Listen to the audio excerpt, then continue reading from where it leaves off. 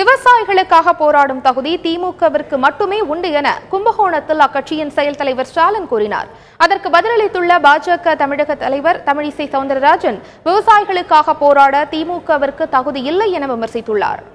57 முதலில் சட்டமன்ற உறுப்பினராக தேர்ந்தெடுக்கப்பட்டு சட்டமன்றத்திற்குள்ளே நுழைந்து சட்டமன்றத்தில் தலைவர் கலைஞருடைய முதல் கன்னி பேச்சு விவசாய பெருங்குடி மக்களுடைய வாழ்விற்காக பேசிய பேச்சு தான் என்பதை நான் இங்கே பதிவு செய்ய விரும்புகிறேன்.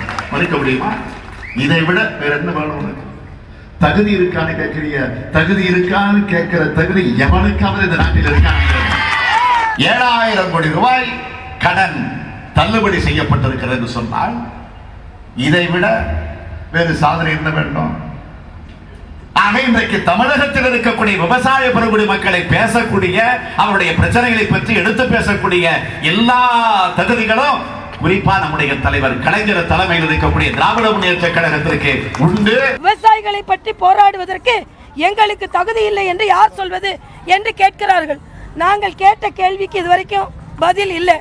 அவர் இலவச மின்சாரத்தை பற்றி சொல்கிறார். இலவச மின்சாரம் காமராஜர் காலத்தில் கொடுக்கப்பட்டு எம்ஜிஆர் காலத்தில் வரைக்கும் தொடர்ந்து தான் வந்து கொண்டிருந்தது.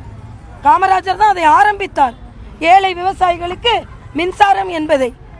ஆனால் அதே விவசாயிகள் சற்று அதிகமாக மின்சாரம் கேட்டார்கள் என்று அவர்கள் சுட்டுக் கொல்லப்பட்டது திராவிட முன்னேற்ற கழகத்தின் ஆட்சியில தான்.